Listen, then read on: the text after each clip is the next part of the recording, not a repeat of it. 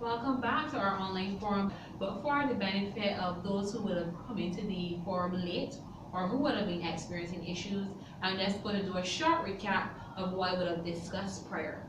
So initially I started by giving some statistics from Canada, Australia, and the US, which indicated that for the Christmas season and even into the middle of January, we see an increase in accident claims, we see an increase in fires, and we see an increase of accident reports for incidentals such as shots, burns, and minor cuts into the emergency rooms of various hospitals and medical facilities.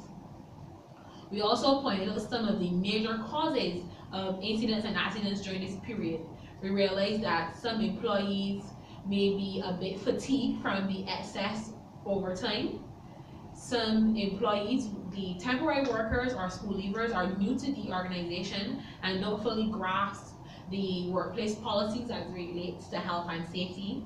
We have situations where there are increased recreational events after work or during work times for the season, and employees may become a bit intoxicated during this period. Outside of that, we have the psychological effect, where employees may be thinking about the finances for the season, how are they going to purchase the items, how are they going to provide for their families, and reducing their attention span for the work that they are currently working. So the solutions as the BEC, we don't want to just give the issues to a problem, or outline the problems, but we want to give these solutions, proactive solutions. And we noted that new employees should be trained or given orientation on the workplace policies and procedures. We noted that overtime should be staggered. Even if an employee opts to give you or work at overtime every day in excess of 4 hours, we still want to rotate the overtime schedules for your employees. We want to ensure that if you have facilities in place to offer financial assistance to your employees, that you notify them of these financial facilities. And before having to overthink a particular situation, they know that there's a recourse, or they know that there's a gateway that they can gain some assistance. And finally, we want to encourage the employees to take breaks. So after 2 hours of excessive sitting or working on a monotonous task, you want to get up and move around and get back to your work desk to continue the process that you were doing prior. We then launched into the aspects of workplace security, and we never want to fail to security to ensure safety, or we don't want to fail to safety to ensure security. So I was sharing an example that we had here at the BC when Inspector Griffith came to the office to have our initial introductory talks, and we realized that sometimes in trying to secure the safety of the organization, the fire safety that is, I had left the key to the door in the door during our working hours, and it was explained by Inspector Griffith that is actually exposing ourselves to greater vulnerability, because anyone who enters the building have access to the key and can take it with them and replace it the following day, or replace it within the very same day.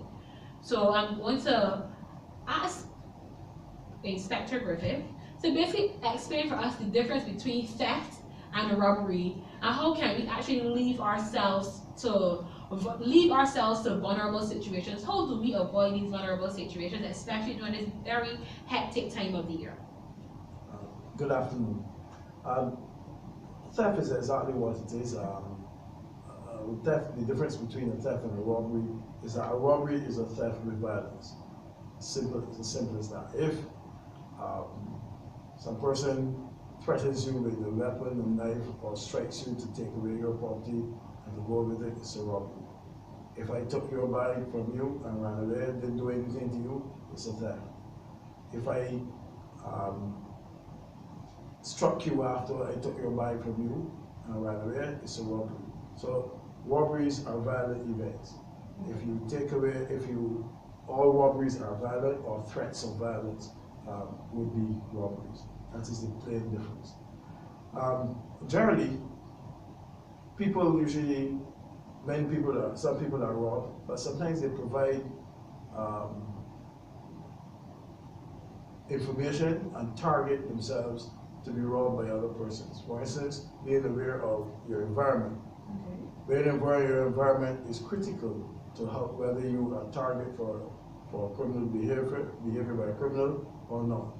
For instance, there's a new trend these days where many of the persons who walk in the streets will have earphones in their ears, their cell phone in their hand or in their pocket, and they're listening to music or they're listening to something on the phone or chatting.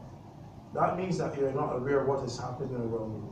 So therefore, what will happen is that those persons involved in crime target you. They come up to you, snatch your phone and run away, snatch your bag and run away, because you are more focusing on what is happening on your phone. And that creates challenges. Sometimes in chatting with persons, you can walk into a lonely area because the conversation may engross you, and you end up walking into a place that is either lonely or does not have adequate lighting, and therefore you are again targeted by people who are looking for these weaknesses. What criminals actually do is deal with the opportunities that you provide for you to be targeted. The elements of crime really are the desire, the ability, and the opportunity. The desire and the ability rest with the criminal. Because if I wake up one morning and decide that I'm going to commit crime, that is in my head. But I'm going to commit that crime based on a skill set that I have. I'm going to bring whatever skill set I have to bear on the commission of that crime. How well I apply my desire and my ability will depend significantly on the opportunity that you provide for committing crime. So every weakness that you provide up there, somebody's going to target it because they want to commit crime, and you are providing the arena for them to be committing crime. Okay, so I'm just going, because sometimes we have this notion that something can only happen to us if we're in a dark place, and I'm very glad that you made mention of being engrossed with your cell phone. So I'm going to share an experience. An example, I had a friend recently. It was at the main guard, and you know the main guard is generally a well-populated area. It wasn't dark, it was still the afternoon of that particular day, and she was coming off the bus, and she was taking a message on her phone, and as she stepped down onto the pavement, as soon as she stepped off, a gentleman came up to her, snatched her phone, and slapped her in her face. No, that is what you would call a robbery, because he actually... The violence. Right. The violence. So sometimes, I'm glad you gave examples, because now we can clearly understand the difference between theft and robbery, and I do think that they come with different punishments by law. Yes, they come with different punishments, and it depends sometimes on the value of the property stolen and determines which court will hear the matter. Okay. Because if it goes past $4,000 into the fine $6,000 arena, that is a matter that will be heard at the High Court, as opposed to when things. But all robberies are identical matters that will go to the High Court. Now, we spoke about the person coming off the minibus and being targeted. Again, she was coming off the minibus and using the phone, not aware of her environment.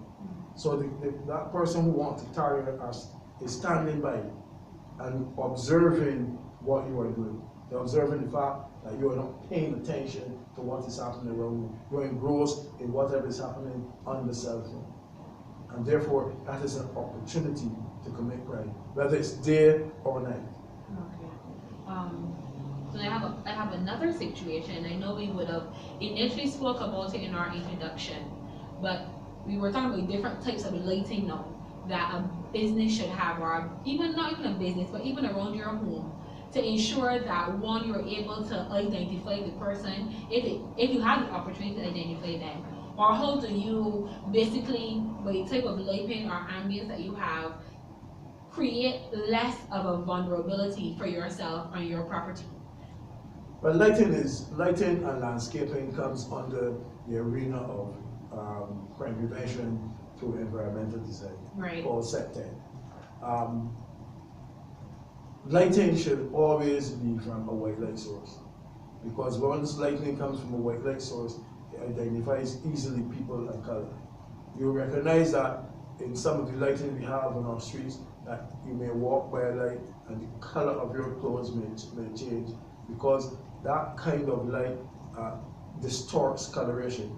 So that if you may be robbed and you may give the police a color that actually may not be the correct color that the person, or clothing that the person may be wearing. So lighting should be from a white light source, not only on the street, but also at your home. Many people install lights at their home, but most of the time it is decorative lighting. It's not a warm yellowish light, which sometimes casts shadow. And sometimes the problem with lighting is that you should always make sure that it is positioned correctly. Because because I say to put lights outside your house, you may position them badly and still create shadows where shadows should not be. Okay. In relation to vegetation, people use vegetation sometimes for privacy. Should not be used for privacy. So that a hedge should be only 2 to 3 feet tall, as opposed to some that you see maybe 6 feet tall or whatever, because that provides privacy for you at home, but it also provides privacy for the criminal. That's true. Right. So right. That's where we actually feel to security. Right. So you want our privacy. So you want to bring vision to your premises from the outside as well as from the inside. You want persons passing the street to also be able to see what is happening on the outside of your house, because that's part of your protection. It's part of what should happen in the neighborhood. Right. Neighbors seeing neighbors, so that you are able to identify people who go in the houses that should not really be going there. And one of the things about people going to houses is that we don't want people in the district only to stereotype. Stereotyping is a challenge to us sometimes, because a person may dress nice like me and come into a district and commit crime because you're stereotyping. You're looking for a person with short pants and probably dirty clothes, and so that stereotyping lead to a person using it against you and dress properly and still come into your district and commit crime. One of the other areas that we find with burglaries is that we see a lot of lapse security when it comes to home invasions or home burglaries, as some people would say. This is because all that is required is that people take a few minutes to ensure that their houses are secure before they leave. Many times in the rush to get up to get to work, people may close doors and not lock them. Close windows and not lock them because you had them open before. So some people may just pull it down to do something, never gets back to it. And then there's a small window in the bathroom that people believe that no one can get through, that they always leave open. Yes, people can fit through.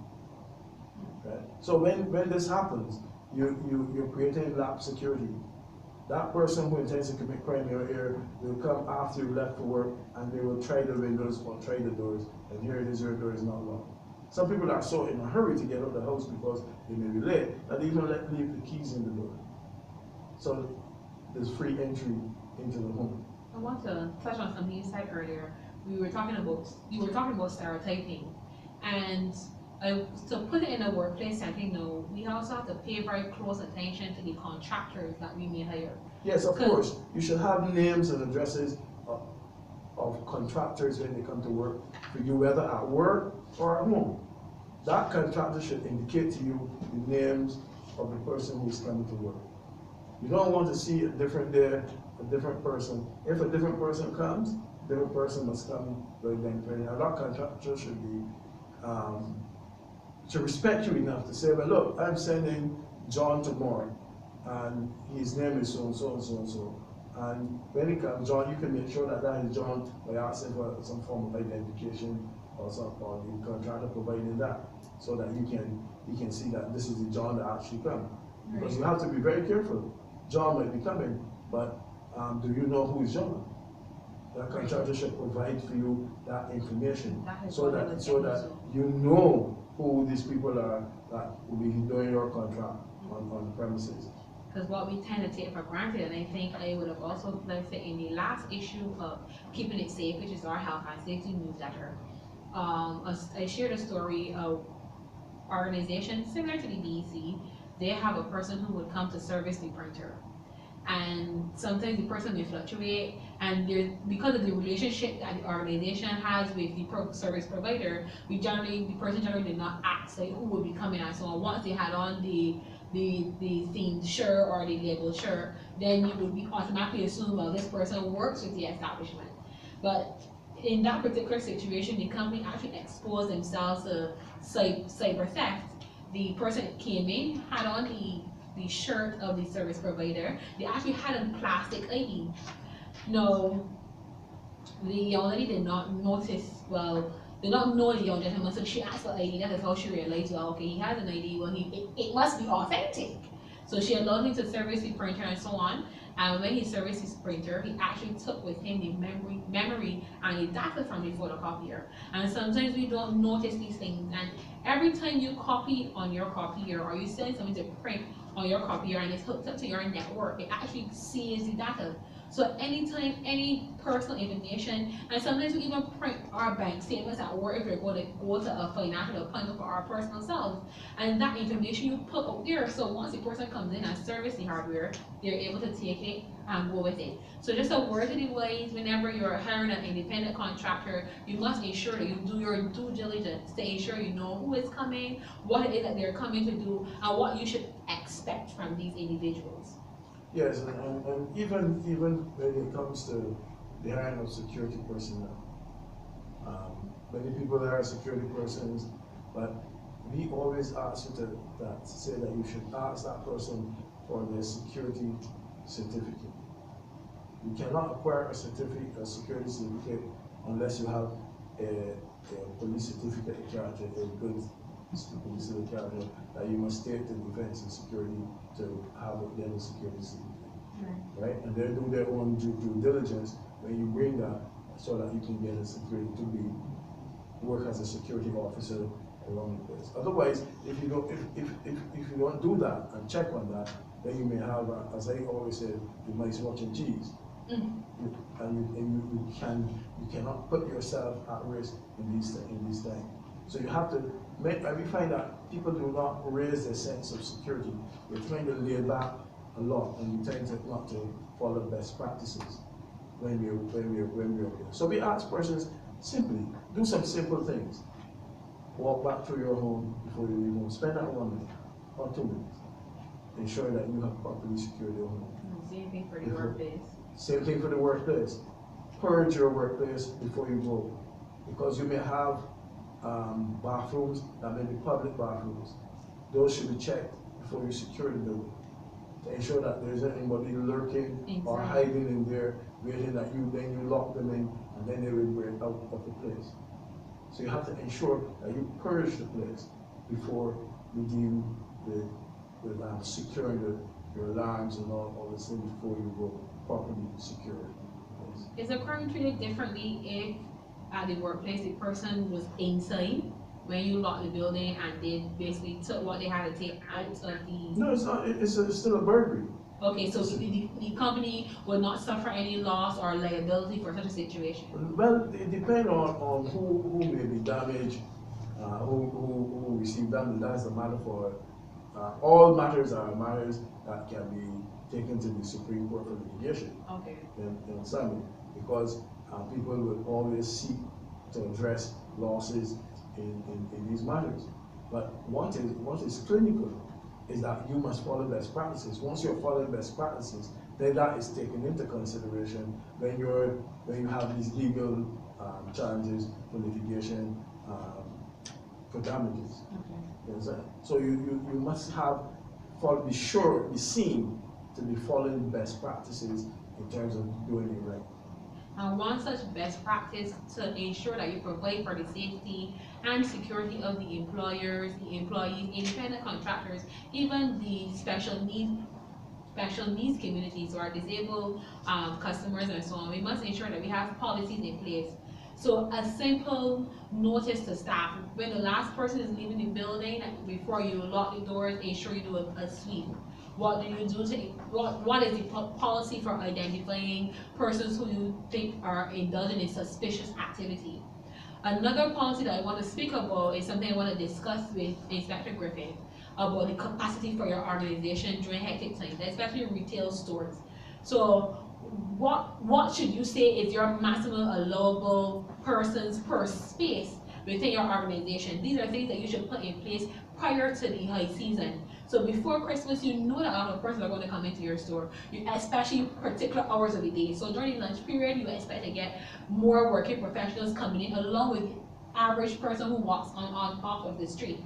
And during the after work periods, know that we have extended extended opening hours. We're going to see more persons in at that time. Should an organization implement a maximum amount of customers for that particular time, or generally what procedures you would actually suggest to implement? Would it be more security officers during that period? Because even though we may cover security by including the security officers, then what are the safety precautions? Because now your aisles become a bit cluttered, you have more persons in a particular aisle than usual. How do you manage slip, strips, and falls? So I'm going to ask Mr. Inspector Griffith, to cover the idea of increased security, or what would be the solution for that, and I would then cover the solution as it relates to safety.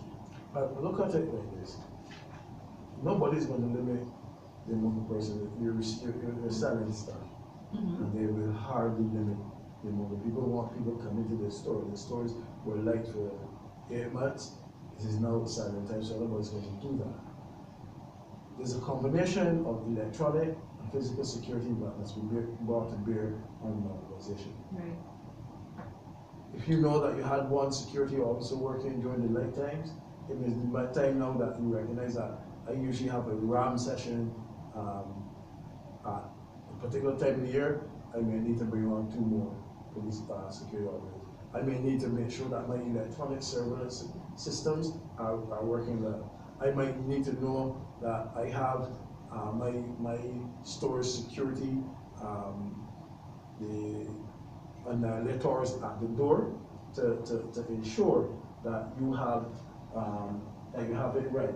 The annunciations machines are placed at the door. Those devices that you see there.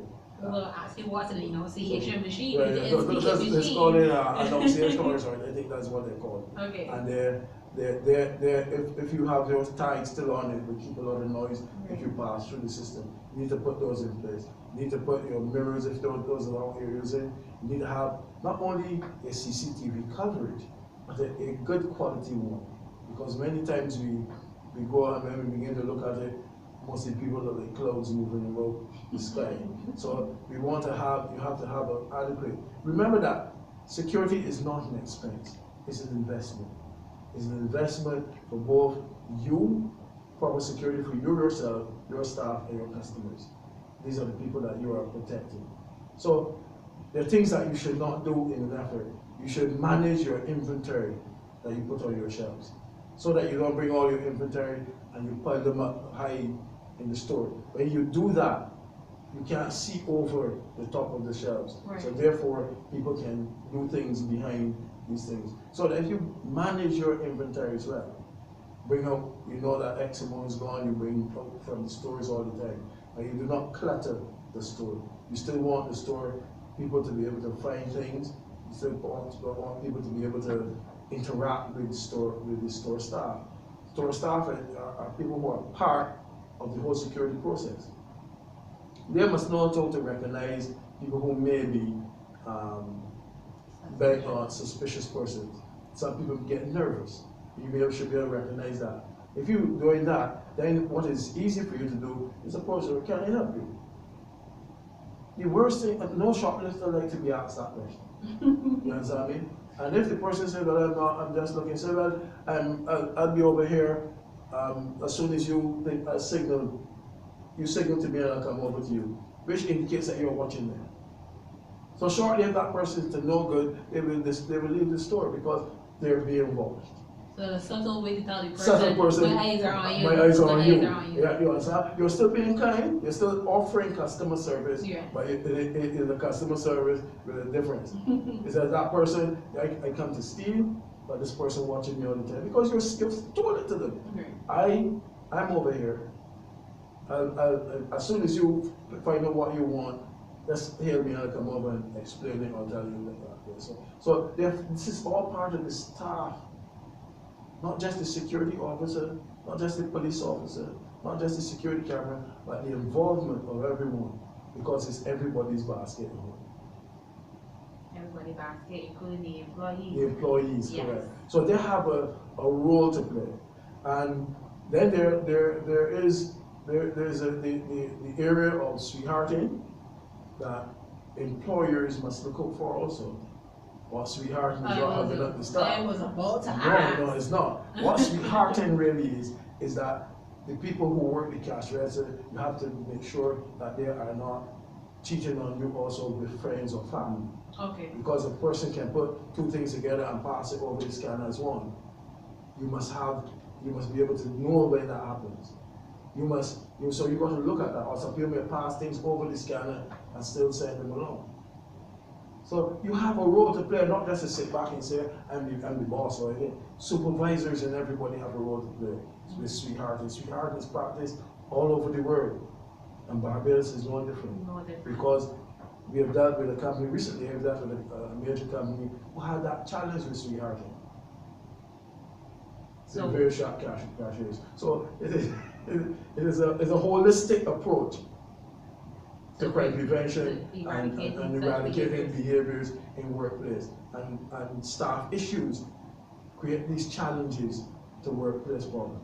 Staff may believe that they're not paid well, so I will try to steal some things, or I will might put some family come in and do things. All of these you have to look at and see what the attitudes of your staff, how comfortable they are, what they're doing, and all this. All part of the whole concept of crime prevention and protecting yourself and your home, even staff members.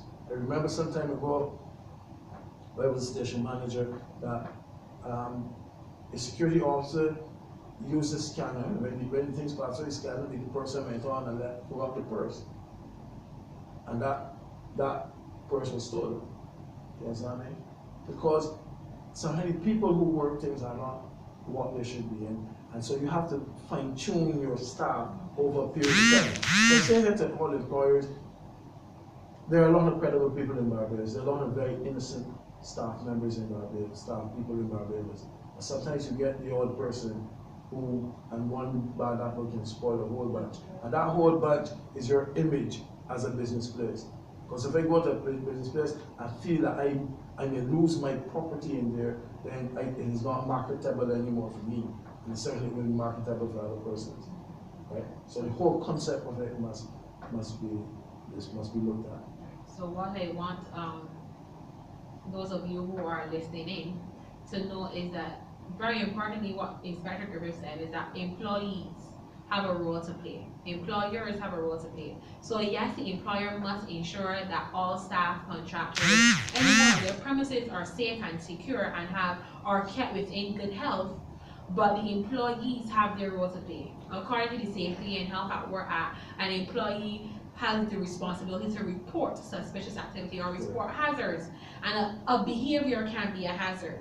Then the employees are also supposed to report anything that may be wrong or report any accidents and incidences.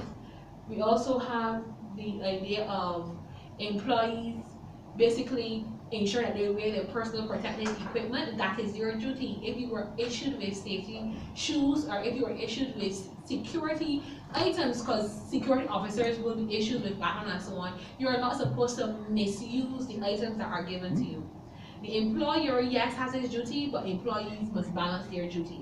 Another issue I want to raise based on what you would have indicated is that we have persons, the idea of ensuring your surveillance, positioning your cameras correctly, ensure that your technology is up to date. And we have the interesting case of persons using, someone was calling in. I thank you very much for that call. Our assistant and actually answer any questions that you may have. So in situations, we have to look out for persons, as he said, that we may not stereotype. So what came to mind just now is that even with children, persons carrying carriages for children, when someone is coming in during the Christmas season, you're going to ask them to leave the carriage or any large or bulky property with someone who will be at the door. You need to position staff and train them at the door so they can know who is coming in from who is exiting, what you came in with and what you're leaving with. So employees have that duty of increased observation. So so outside of understanding your surroundings, to do that, you must be very observant. Yeah, you must be very careful too, because sometimes if you take a bag at the door, you don't know what is in it either. It is true. Right? And you don't want a person to come out and say, you know, I had $540 and 20 cents, and I said, bag in there. Right. It's now not there. So it places that liability note on that person taking care of that baggage area. And that person's credibility comes under question when it may not be actually that person, they may not have a right with that sum of money in the first place. So what you have to do is that you're going to bring a lot of vigilance to the situation and don't put yourself in that liable position. I'm one of the people who don't like it because it creates a liability that you need not have on your company. But what you can do is ensure that you have that you and your employees and your security staff are on the right page, on the same page. What I don't want people to do, and sometimes we find that there are a lot of security equipment in stores, and a lot of them are not working. Yes, I see that a lot. Right? And I think it's supposed to be a scare tactic, no, but persons know when something is not working. Because sometimes you can look at it because security equipment must be serviced. And sometimes you can look up at the camera and you realize that they have a lot of dust all around the lenses. Obviously, with a lot of dust around it means that the quality of the image coming from that is much reduced, or it is not working at all. So you must keep your security equipment up to date, working, and so that it backs up all the other security image systems that you have on the ground. What I also want to mention, based on what you indicated, is from the employment relations perspective. If you have an employee who you realize what you call sweethearting, the word that I just learned, and they are assisting other persons with taking up the property that does not belong to them, the policy according to the Employment Rights Act, and we have it in our red book as well, so if you don't have one, you should purchase one. That is just a plug for the BEC. But in situations like that, where you see that persons are misappropriating company property, where you have lost your trust and confidence in them, at that instance, because it is what we call theft, because it's not robbery, they would not have committed any violence in doing so. Yes, inform the police, but as it relates to disciplinary procedures, that can sum up to what we'll call summary dismissal. So even though there is progressive discipline on in the ERA still offers you the ability to summarily dismiss an employee who you know that you can prove, because it is a matter of proving as well, having evidence to show that the employee has been misappropriating company funds and you have lost trust and confidence in them. So it's just to notify you. We have basically 5 minutes left, so I'm going to give of my 5 minutes, I'm going to share 2.5 with Inspector Griffith just to summarize and basically let him have an idea, give you an idea of some of the quick tips that you should have for the season. We would have shared his tips that he would have given us over our social media. So if you had missed it, you can go to our Facebook page or Twitter page and on our website, and it has also been uploaded to the on-stream tools and resources, so you can also download that from there to share with your staff. But I'm just going to give him that chance to reiterate some of the very important things that we should cover, and I know it is not the ATMs. ATMs are there for convenience, and they're placed in various areas across the country. But if you see in the ATM, you should always use the ATM in a populated place. One that where there's a lot of people. One of the faults of people using ATMs is that people withdraw their money and they stand up counting it. And really doesn't know, don't take your money and go, because if it is $20 short, there's nobody there for you to ask or give you back $20. you still need to go to your financial institution and they will rectify that. So you use your ATM. When you go to use the ATM, you should cover the pad with one hand and put in the code with the next.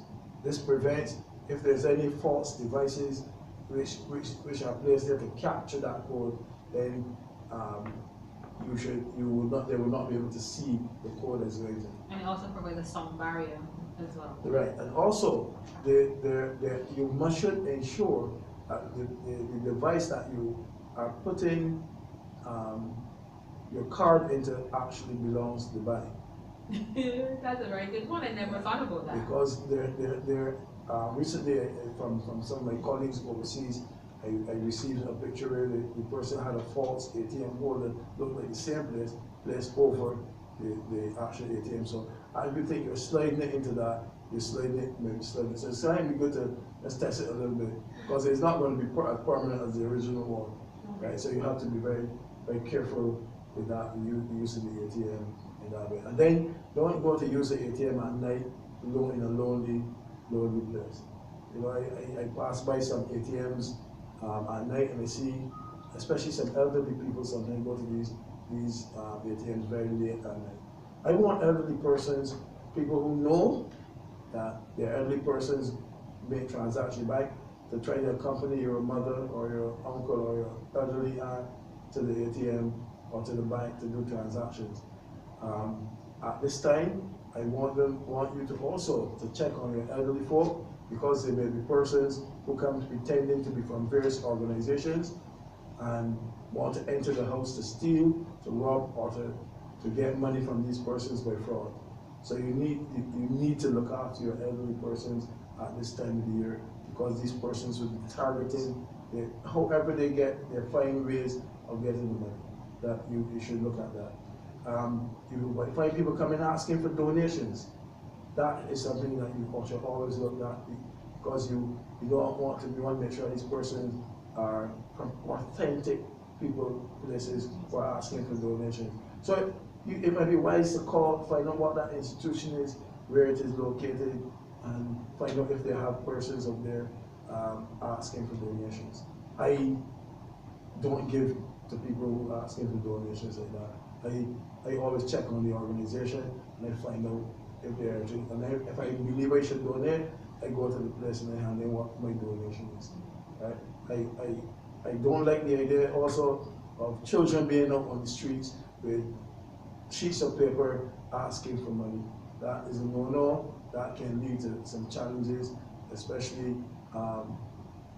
where there may be a pedophile or something that some person is who may lure your child away into an area, and then other problems might occur.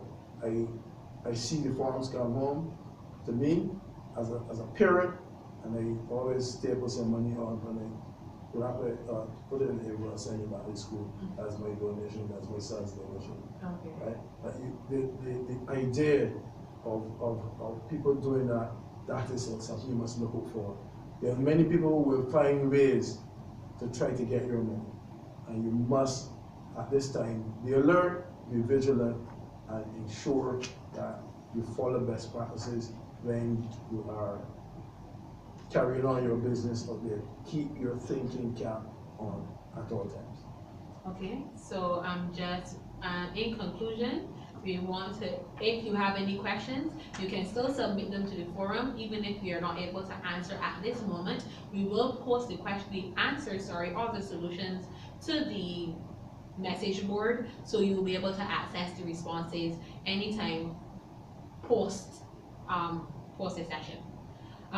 In conclusion, I just want to reiterate the quick tips for the season. We want to ensure that if you are a qualified first aider, that you maintain the information that you would have gathered during your training in first aid. If you have a first aid kit, ensure that it's well stocked over the season. You're going to have guests at your home. So if you think that two what we call emergency sticking plasters would be enough for your family, they would not be. If you're having guests over and they're assisting you in the kitchen, or they have children, 2 would not be enough. You need to fully stock your first aid kits. We want to ensure that we separate our combustible and flammable items from our ignition sources.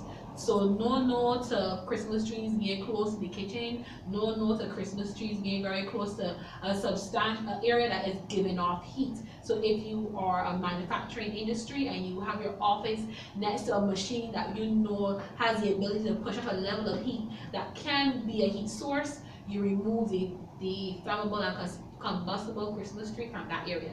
Ensure if you have a live Christmas tree, you continue to wet the Christmas tree, water it, I should say, to ensure that it maintains a level of moisture, because once the tree begins to die, it becomes even more combustible. So at that point, once you may have a faulty set of Christmas lights, and those lights may actually cause a problem for the tree. Ensure that you always train your temporary staff and your school leavers who assist you during this busy season. Make sure they have a good idea of your company policies. Ensure that they understand your safety and health procedures. And finally, if you have any questions, any queries whatsoever, and you want to call us at the BEC, we are always open to your calls. We're always open to your queries. If you're not a member of the BEC, now may be the time to join. Because with your membership, you're able to gain access to valuable information from our labor management advisors. And outside of that, we also produce publications like the Right Book, the Employment Compass, and the Keeping It Safe newsletter that you can have access to for free once you're a member of the, well, not the Right Book, the other publications you access for free once you're a member of the BEC. So there are always benefits being a part of the BEC. I'm going to wrap up. I'm going to allow Inspector Griffith to give you one more minute before we close off this session this afternoon. Just to mention that for business people, we want to speak to of their predictable cash handling procedures. Do not follow predictable cash handling procedures, and this can create problems where you can easily set up yourself to be targeted by criminals by doing the same thing every day. If you your cash registers do not allow large sums of money to remain at the cash desk for too long a period. They should be advanced safe or safe in another part of the store where you take that money before you finally check it. If you're closed, you're closed. Do not allow conversations to be taken place at the door when you close your business. The most vulnerable times for businesses is at the opening and the closing. So if you're closed, you're closed. And finally, emergency exit doors. All emergency exit doors should have an alarm on them. You should never have it propped open. No, you should not use it that when you're late for work, you ask your friend to go down the back or open the door so that your boss don't think that you're late. And the emergency exit door is for that purpose alone and should not be used as a thoroughfare.